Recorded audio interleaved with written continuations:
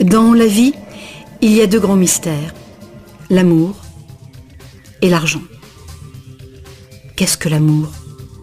La question a été explorée à fond, dans les romans, les chansons, les films, à la télévision. Mais pas la question, qu'est-ce que l'argent? La théorie de l'argent n'a jamais inspiré de film à grand succès, et ça n'a rien d'étonnant. Rien d'étonnant non plus qu'elle ne soit presque jamais mentionnée dans nos écoles. D'où vient l'argent? La question évoque généralement l'image de la fabrication des billets ou des pièces. En effet, on croit souvent que c'est le gouvernement qui crée l'argent. C'est vrai, mais seulement en partie.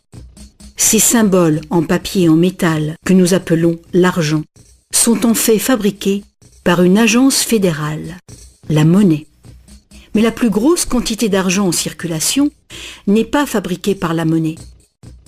Tous les jours, des montants colossaux d'argent sont créés par des entreprises privées, par les banques. On croit souvent que les banques prêtent l'argent que les déposants leur ont confié. Mais pas du tout. En fait, les banques créent l'argent qu'elles prêtent, pas à partir de leurs bénéfices, ni à partir de l'argent déposé, mais directement à partir des promesses de remboursement faites par les emprunteurs. La signature d'un emprunteur l'engage à payer le montant de son emprunt plus des intérêts.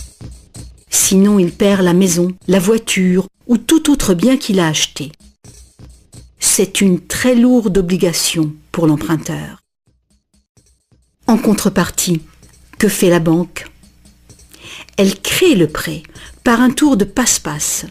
Elle l'inscrit au compte de l'emprunteur. Ça vous semble un peu exagéré? Impossible, direz-vous? Voyons un peu comment ce miracle bancaire se produit.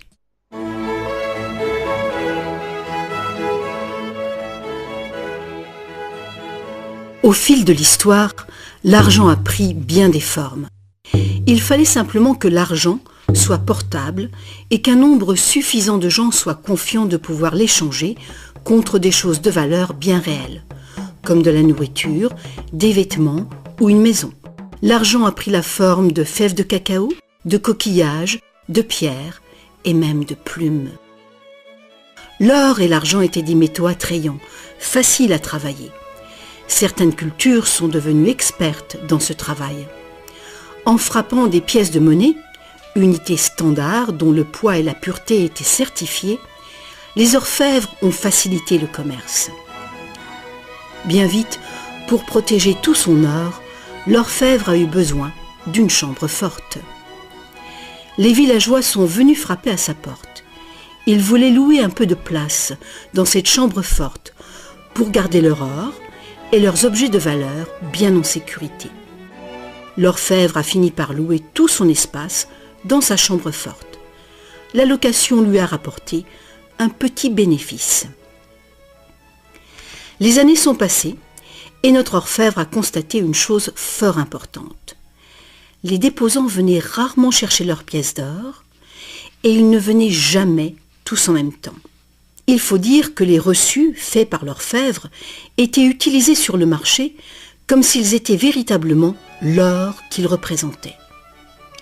Cet argent papier était plus pratique que les lourdes pièces et les montants pouvaient tout simplement être écrits au lieu d'être comptés laborieusement. Entre-temps, l'orfèvre a commencé une autre affaire. Il s'y met à prêter son or en demandant des intérêts. Comme les reçus devenaient de plus en plus acceptés à titre de paiement, les emprunteurs ont demandé leur emprunt sous cette forme. Et comme l'industrie prenait de l'expansion, de plus en plus de gens ont demandé des prêts à l'orfèvre. Alors, l'orfèvre a eu une idée plus géniale encore. Il savait que ces déposants venaient rarement chercher leurs pièces d'or.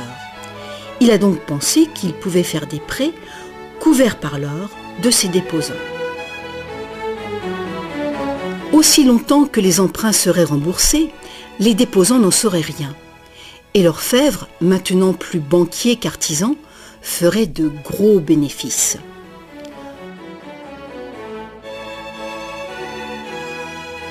Pendant des années, en secret, l'orfèvre a tiré de bons revenus des intérêts sur les dépôts de ses clients.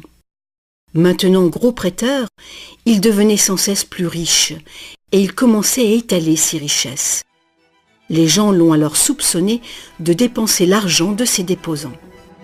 Ensemble, ils l'ont menacé de retirer tout leur or si l'orfèvre ne s'expliquait pas sur sa richesse si soudaine.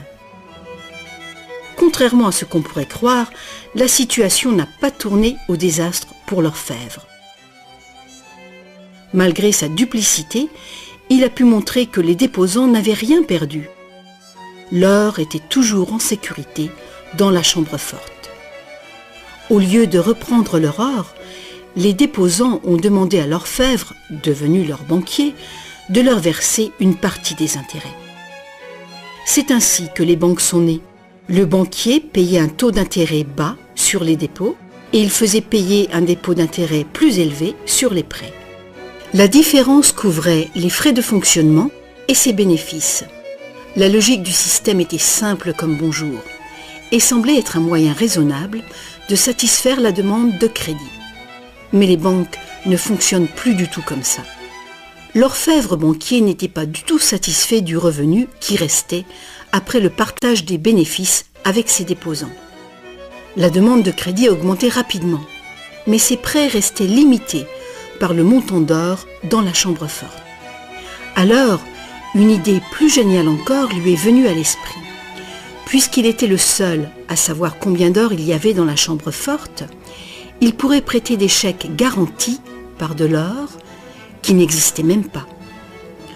Aussi longtemps que les déposants ne viendraient pas tous en même temps réclamer leur or, personne ne le saurait. Ce nouvel arrangement fonctionnait à merveille et le banquier est devenu immensément riche avec les intérêts payés sur de l'or inexistant. L'idée que le banquier puisse créer de l'argent à partir de rien était trop outrageuse. Longtemps, personne n'a rien soupçonné. Mais le pouvoir d'inventer de l'argent est monté à la tête du banquier. Bientôt, l'importance des prêts et l'opulence du banquier ont déclenché de nouveaux soupçons. Certains emprunteurs ont demandé de l'or véritable plutôt que des chèques, et les rumeurs ont monté. Plusieurs déposants fortunés sont venus réclamer leur or. La fin du jeu était proche. Une foule de gens, brandissant des chèques, se sont rassemblés devant les portes closes de la banque. Hélas, le banquier n'avait pas assez d'or pour couvrir tout l'argent papier qu'il avait émis. Pour la première fois, il y avait une ruée sur la banque.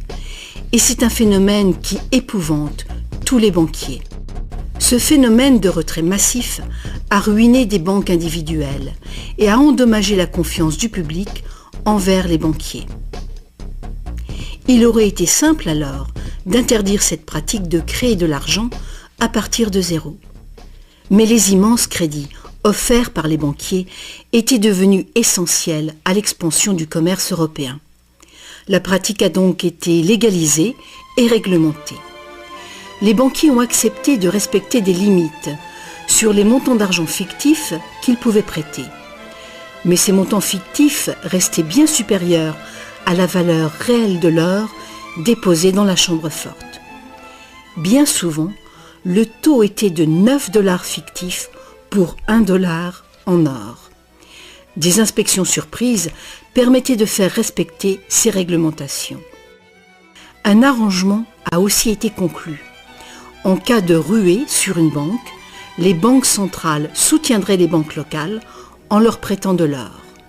La bulle du crédit, créée par les banquiers, ne pourrait pas crever et le système ne pourrait pas s'effondrer, sauf s'il y avait beaucoup de ruées sur les banques en même temps.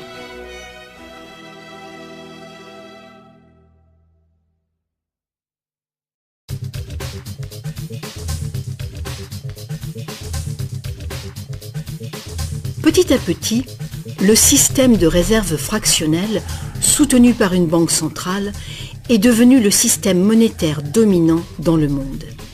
Et la fraction d'or qui garantissait l'argent créé par le processus de dette est progressivement arrivée à zéro. La nature même de l'argent a changé. Autrefois, un dollar en papier était en fait un reçu avec lequel on pouvait réclamer un poids fixe d'or ou d'argent. Actuellement, un dollar papier ou un dollar numérique peut uniquement être échangé pour un autre dollar papier ou un autre dollar numérique. Autrefois, le crédit créé par une banque privée existait sous forme de billets de banque privée. Les gens avaient le droit de refuser ces billets, tout comme ils peuvent refuser un chèque personnel aujourd'hui. À présent, le crédit créé par une banque privée est légalement convertible en devises fiduciaires émises par le gouvernement, comme les dollars, les livres sterling ou les euros. Les devises fiduciaires sont des devises créées par un décret gouvernemental. Des lois en font la monnaie que les citoyens doivent accepter pour paiement. Alors la question subsiste. Si les gouvernements et les banques peuvent tout simplement créer de l'argent, combien y a-t-il d'argent dans le monde ? Autrefois, le montant total d'argent était limité par les quantités physiques des éléments utilisés comme garantie. Par exemple, pour créer plus d'argent basé sur l'or, il fallait trouver davantage d'or. À présent, on crée vraiment l'argent à partir de dettes. Chaque fois que quelqu'un fait un emprunt à une banque, de l'argent est créé. Le montant total d'argent qu'il est possible de créer n'a qu'une seule limite réelle, le montant total de la dette.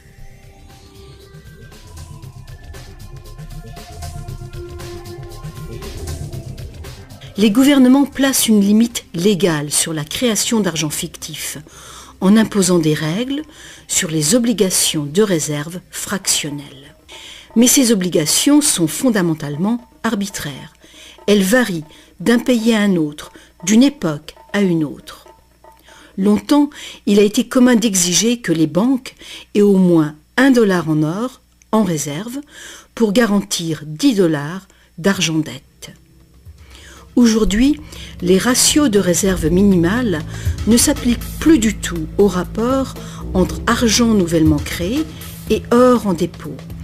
Elles s'appliquent uniquement au rapport entre argent nouvellement créé et argent existant. Aujourd'hui, les réserves d'une banque sont faites de deux choses. Le montant en devise bien réel qu'elle a déposé à la banque centrale et le montant total de son argent dette. Petite illustration. Imaginons qu'une nouvelle banque vient de démarrer et qu'elle n'a pas encore de déposants. Mais ses investisseurs ont déjà fait un dépôt de réserve de $1111,12 en cash.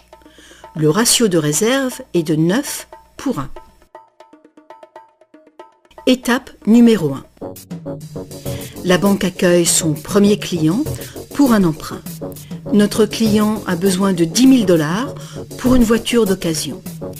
Avec un ratio de 9 pour 1, la réserve déposée autorise la banque à créer légalement, comme par magie, 9 fois ce montant, soit $10 000. Ces $10 000 n'existent nulle part physiquement. C'est de l'argent nouveau, tout simplement versé au compte de l'emprunteur en tant que crédit. C'est de l'argent dette. L'emprunteur peut faire un chèque pour payer sa voiture. Étape numéro 2. La vendeuse de la voiture dépose les $10 000 d'argent nouveau à sa banque. Contrairement à l'argent déposé à la banque centrale, cet argent nouveau ne peut pas être multiplié par le ratio de réserve. Il doit être divisé par ce ratio. Avec le même ratio de 9 pour 1, il est donc possible de créer un nouveau prêt de $9 000 à partir du premier dépôt de $10 000. Étape numéro 3. Si ces $9 000 sont déposés par une troisième personne, à la même banque ou dans une autre banque, ils permettent légalement un troisième crédit bancaire, cette fois pour $8 100. Comme les poupées russes, qui s'emboîtent et deviennent toujours plus petites, chaque nouveau dépôt peut mener à un prêt toujours plus petit, et cette série décroissante est infinie. Par contre, si l'argent fictif créé par l'emprunt n'est pas déposé à la banque, le processus s'arrête. C'est la partie imprévisible du mécanisme de création de l'argent. Mais le plus probable, c'est qu'à chaque étape, le nouvel argent sera déposé à la banque et que le processus se répétera bien des fois et que finalement, presque 100 000 $ d'argent nouveau sera créé. Tout cet argent nouveau est créé à partir du processus de dette uniquement. Et tout ce processus est légalement autorisé par le petit dépôt de réserve initial de 1111,12 $ qui demeure intouché à la Banque centrale.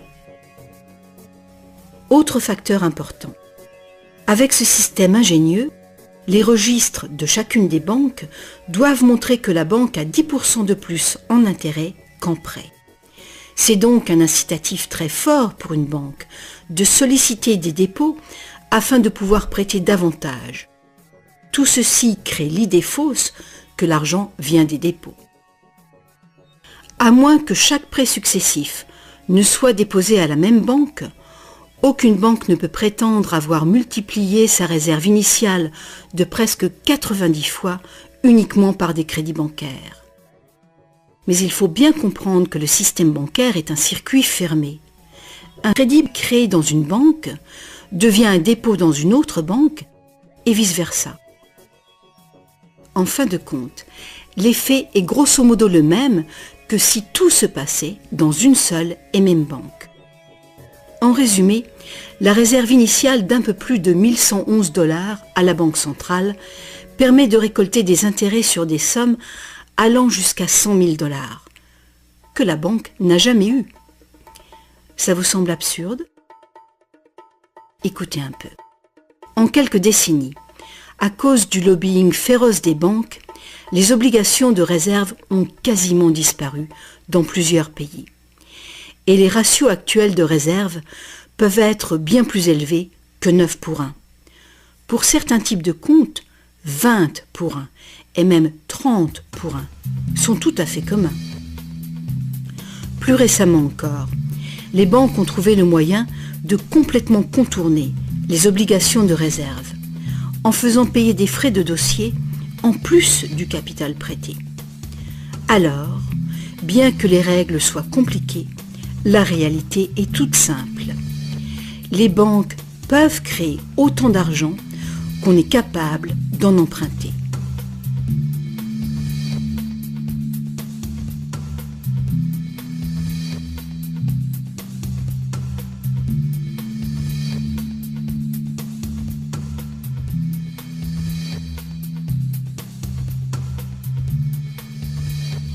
En dépit des images qu'on nous montre, l'argent créé par le gouvernement représente en général moins de 5% de l'argent en circulation. Aujourd'hui, plus de 95% de l'argent a été créé par quelqu'un qui a signé une reconnaissance de dette à une banque. Ces crédits bancaires apparaissent et disparaissent en quantité phénoménale tous les jours, au fur et à mesure que des prêts sont accordés ou remboursés.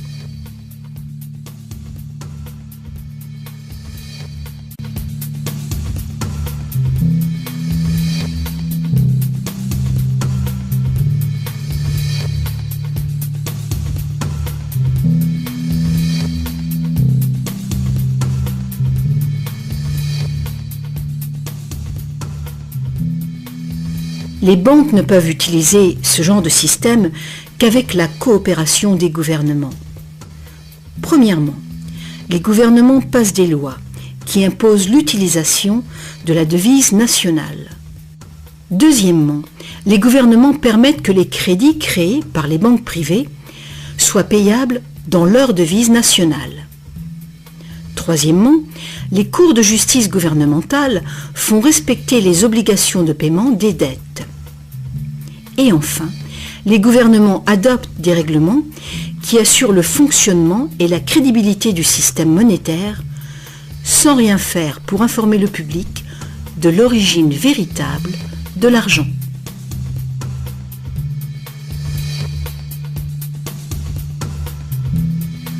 La simple vérité, c'est que quand on signe les papiers d'un emprunt ou d'une hypothèque, la seule chose réelle est notre reconnaissance de dette.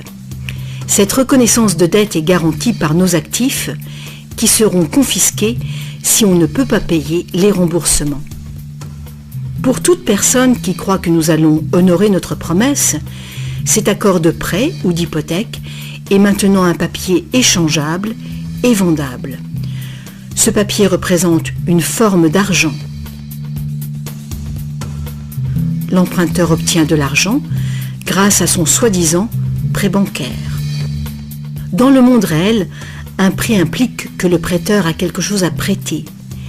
Si vous avez besoin d'un marteau, ma promesse de vous prêter un marteau que je n'ai pas ne vous servira strictement à rien.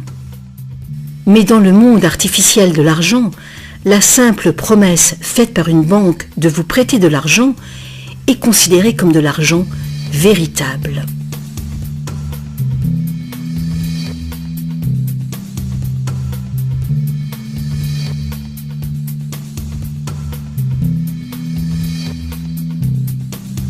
Ici encore, la vérité est simple. Sans le document signé par l'emprunteur, le banquier n'a rien du tout à prêter. Est-ce que vous vous êtes déjà demandé comment tout le monde, les gouvernements, les entreprises, les familles, peut être endetté en même temps et pour des sommes aussi colossales? Est-ce que vous vous êtes demandé comment il peut y avoir autant d'argent à emprunter? Maintenant, vous le savez. Il n'y en a pas. Les banques ne prêtent pas l'argent. Elles le créent. Et c'est de l'argent dette. Comme la dette est potentiellement illimitée, la quantité d'argent créée est illimitée, elle aussi. Mais l'inverse est vrai également. Vous n'êtes pas étonné qu'en dépit de toutes nos ressources, toutes nos inventions et toute notre productivité, nous soyons presque tous si lourdement endettés, aussi bien les gouvernements que les entreprises et les particuliers? Ah, si seulement les gens cessaient de se demander comment est-ce possible? Comment se peut-il que les gens qui produisent toute la richesse réelle soient endettés envers les gens qui ne font que prêter de l'argent, symbole de cette vraie richesse? Le plus étonnant, c'est qu'une fois que nous réalisons que l'argent est en fait une dette, nous comprenons que sans dette, il n'y aurait pas d'argent.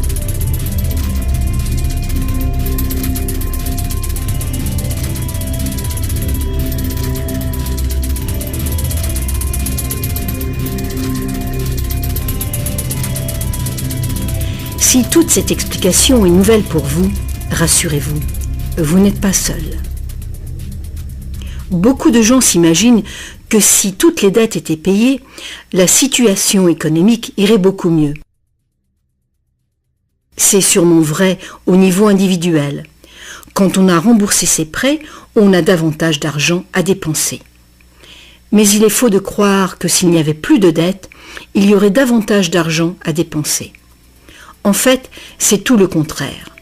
Sans dette, il n'y aurait pas d'argent du tout.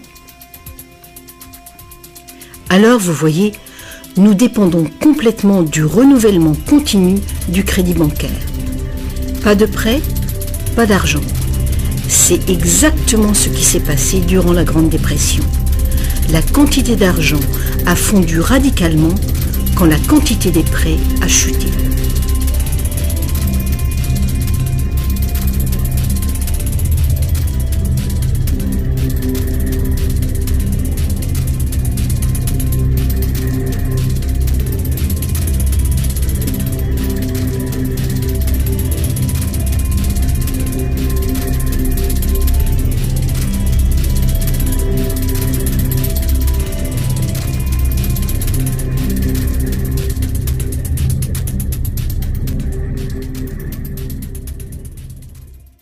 Il faut bien souligner que les banquiers créent uniquement le montant du principal.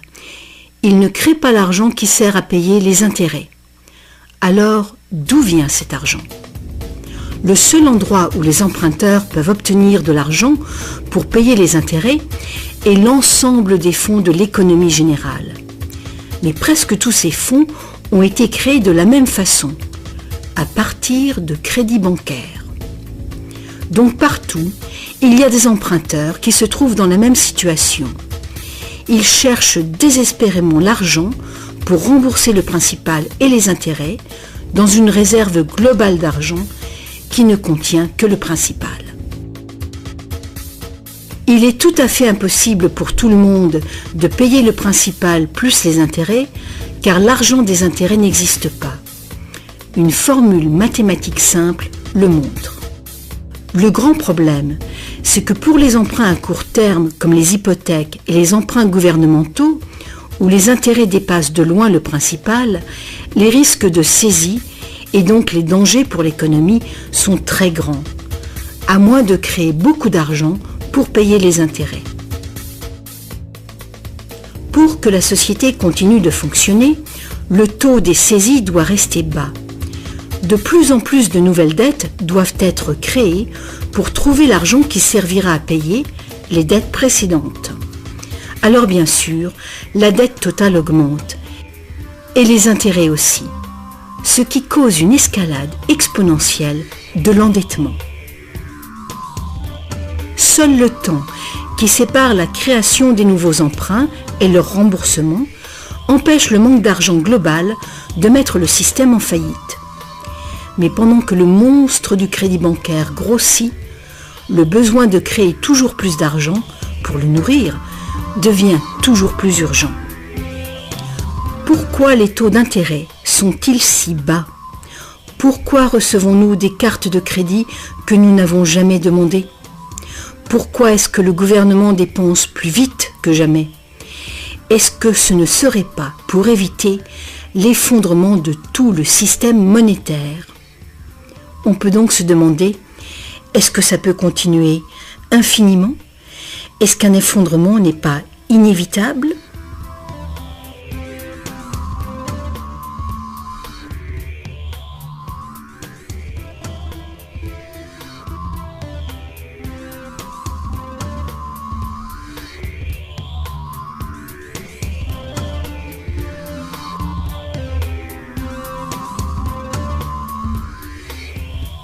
L'argent facilite la production et le commerce. Quand la quantité d'argent augmente, l'argent perd progressivement de sa valeur. C'est l'inflation. À moins que le volume de production et de commerce dans le monde réel augmente proportionnellement pour compenser cette augmentation. Ajoutez à cela que quand on parle d'une croissance économique de 3% par an, par exemple, on pourrait croire que c'est un taux constant. Eh bien pas du tout.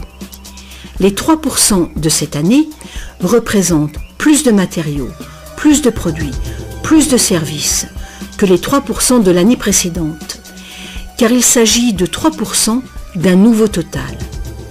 Ce n'est donc pas une ligne plate, continue, mais une courbe exponentielle de plus en plus raide.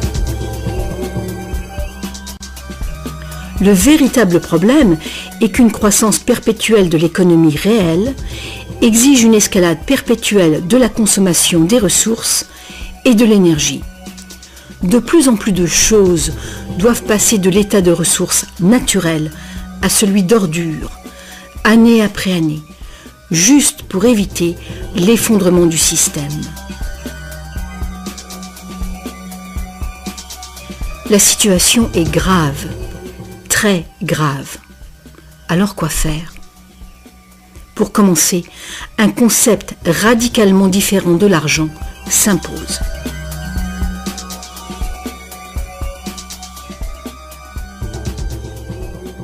Le temps est venu pour les gens de se poser 4 questions simples et de les poser à leur gouvernement.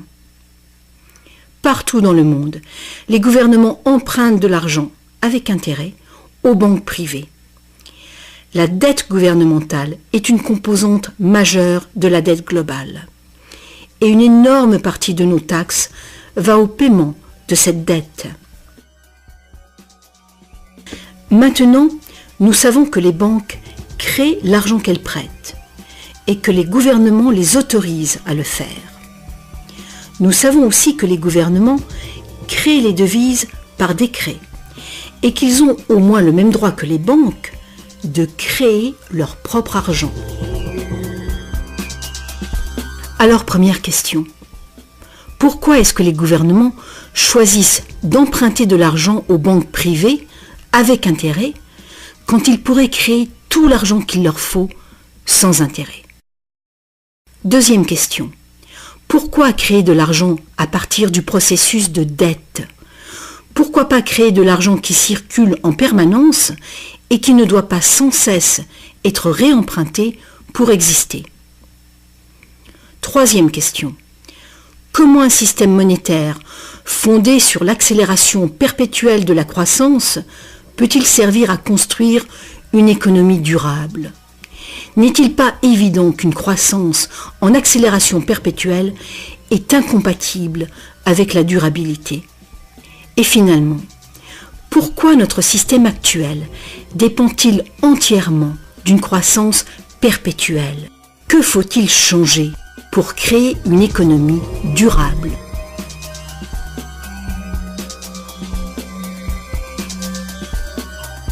À une certaine époque, faire payer un intérêt quelconque sur un emprunt était qualifié d'usure et était passible de sanctions très sévères, allant jusqu'à la peine de mort. Chaque grande religion interdisait l'usure. La plupart des arguments avancés contre l'usure étaient d'ordre moral. La seule finalité légitime de l'argent était de faciliter les échanges de biens et de services réels. Toute tentative de gagner de l'argent avec de l'argent était considérée comme un mal ou même comme un vol. Mais comme les besoins de crédits commerciaux augmentaient, les arguments moraux ont fini par céder. On en est venu à dire que prêter de l'argent constituait un risque pour le prêteur et qu'il était donc justifié de faire des profits sur un prêt. Aujourd'hui, ces notions semblent dépassées. Faire de l'argent avec de l'argent est considéré comme un idéal à poursuivre. Pourquoi travailler si on peut faire travailler son argent pour soi? Ceci dit, quand on parle d'avenir durable, il est clair que faire payer des intérêts constitue un problème d'ordre moral et d'ordre pratique. Imaginons une société capable de durer des siècles parce qu'au lieu de piller ses ressources, elle consomme uniquement ce qu'il lui faut dans l'immédiat. On ne coupe pas plus d'arbres qu'il n'en pousse. Toute l'énergie est renouvelable, solaire, gravitationnelle ou géothermique, magnétique ou autre. Cette société vit dans les limites de ses ressources non renouvelables en réutilisant et en recyclant tout. Et la population n'augmente pas en nombre.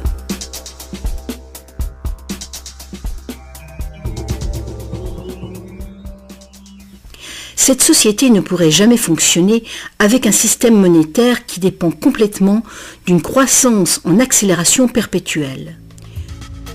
Une économie stable aurait besoin d'une quantité d'argent qui puisse rester stable. Imaginons que cette quantité totale d'argent stable est représentée par ce grand cercle.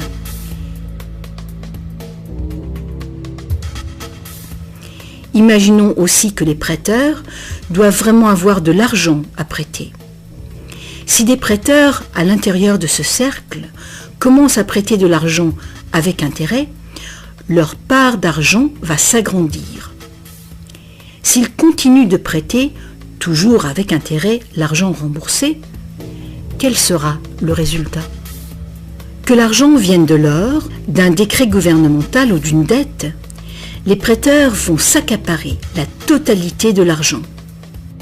Et après toutes les saisies, toutes les faillites, ils seront propriétaires de tous les biens immobiliers. Pour régler ce problème, il faudrait que les gains résultant des prêts avec intérêt soit distribuée également parmi la population.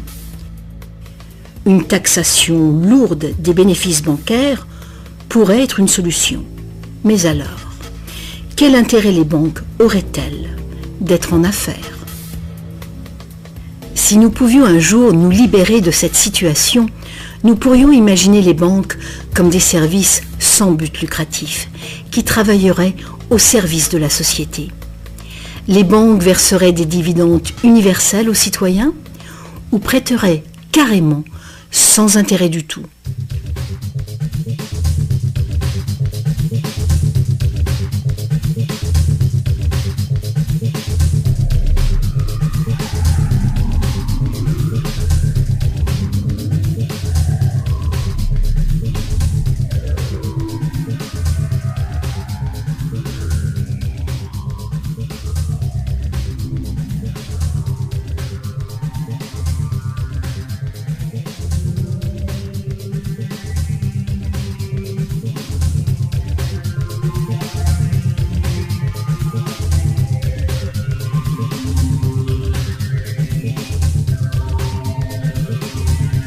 Si tous ces problèmes viennent de la nature fondamentale du système, inutile d'essayer de bricoler le système. Il faut le remplacer. Beaucoup de critiques réclament un retour à l'étalon or, disant qu'il a fait ses preuves de fiabilité.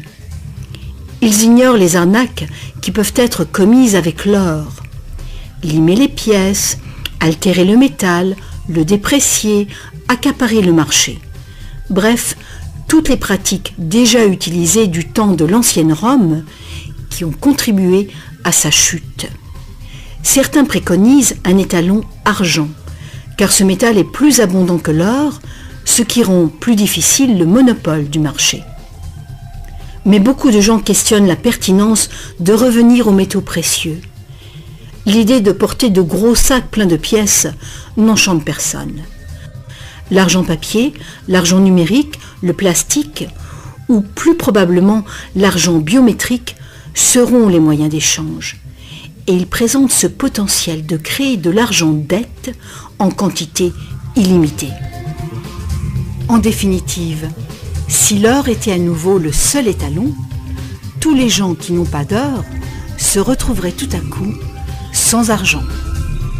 D'autres partisans des réformes monétaires ont conclu que l'avarice et la malhonnêteté sont les principaux problèmes et qu'il y a sans doute de meilleurs moyens de créer un système monétaire équitable et honnête sans passer par l'argent ou l'or.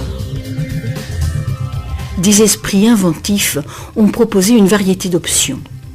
Beaucoup de systèmes de troc privés créent de l'argent dette, mais ils le font ouvertement, sans intérêt. Un exemple est le système de troc où la dette est exprimée en promesse d'heures de travail. Tout travail est évalué de manière égale en dollars qui ont une équivalence en biens réels. Les frais du système sont couverts par des honoraires et non pas par des intérêts.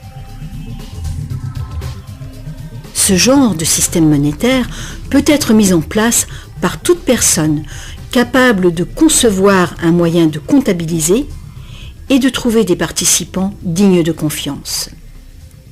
Mettre en place un système de troc local est une bonne mesure de planification d'urgence pour une communauté, même si ce système n'est guère utilisé actuellement. La réforme monétaire, comme la réforme électorale, est un vaste sujet qui exige une volonté de penser autrement et de changer. La réforme monétaire, comme la réforme électorale, ne sera pas facile, car les intérêts puissants qui bénéficient du système feront l'impossible pour conserver l'avantage.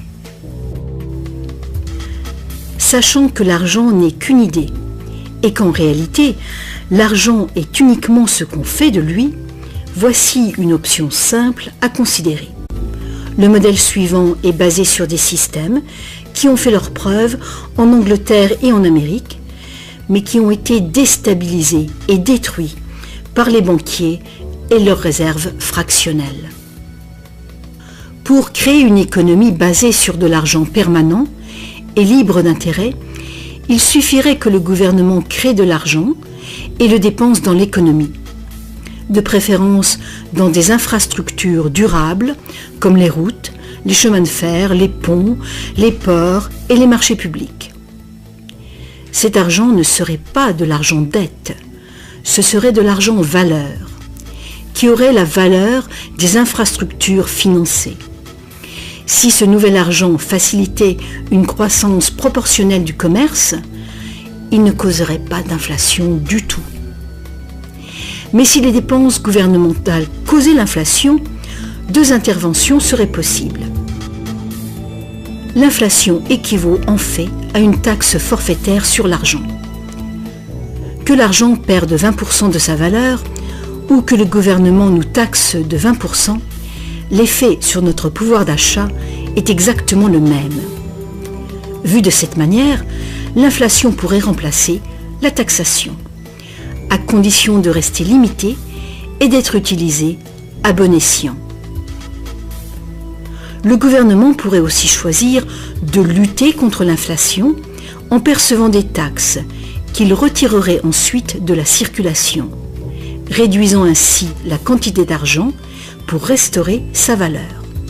Pour contrôler la déflation, c'est-à-dire la chute des salaires et des prix, il suffirait que le gouvernement dépense plus et mette plus d'argent en circulation.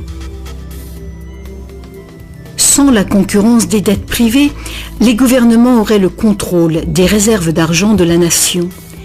Le public serait donc qui blâmer si les choses allaient mal.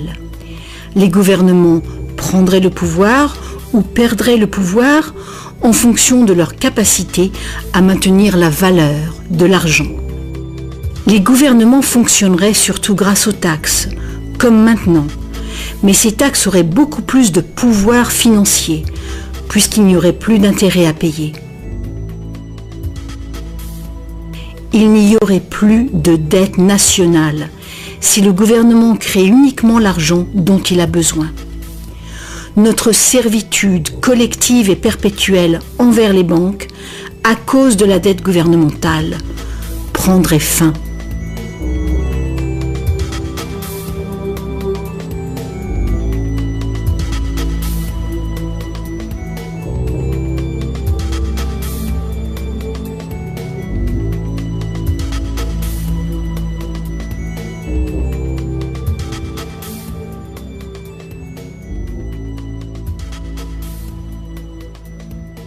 On nous a trompés. Ce qu'on appelle démocratie et liberté sont devenus en réalité une forme ingénieuse et invisible de dictature économique. Aussi longtemps que notre société dépendra du crédit bancaire pour son apport d'argent, les banquiers continueront de décider qui reçoit de l'argent ou pas.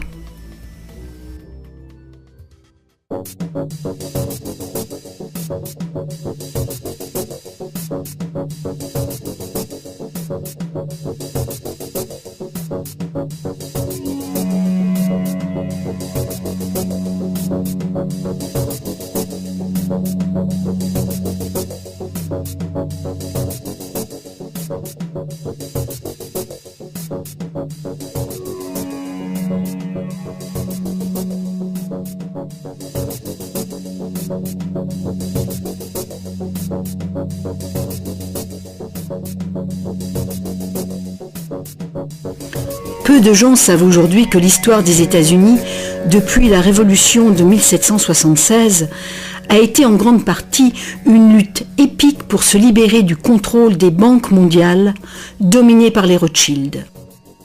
Cette lutte a finalement été perdue en 1913, quand le président Woodrow Wilson a signé la loi de la réserve fédérale, donnant le pouvoir de créer l'argent américain à un cartel de banques internationales.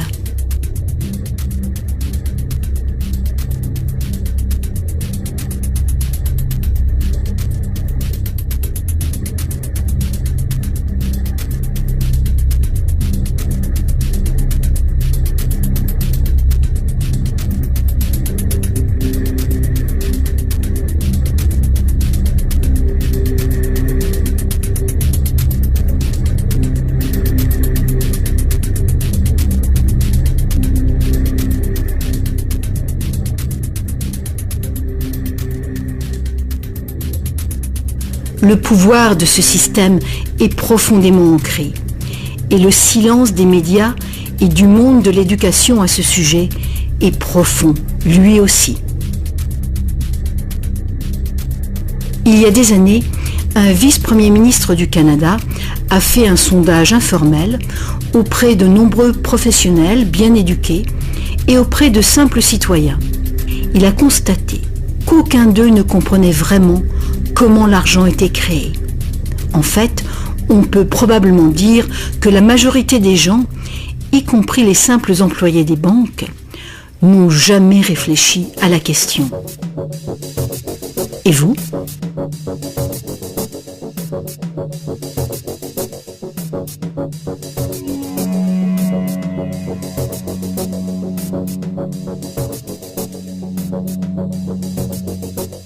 Le système moderne de l'argent-dette est né il y a un peu plus de 300 ans, quand la première banque d'Angleterre a été créée par une charte royale, lui autorisant des prêts fractionnels de dépôt d'or au ratio de 2 pour 1. Ce modeste ratio était le premier pas. Le système est maintenant mondialisé. Il crée des quantités virtuellement illimitées d'argent à partir de rien.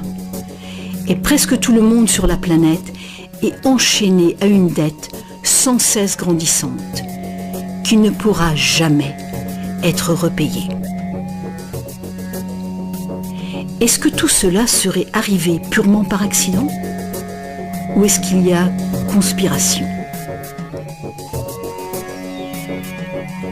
De toute évidence, l'enjeu est considérable.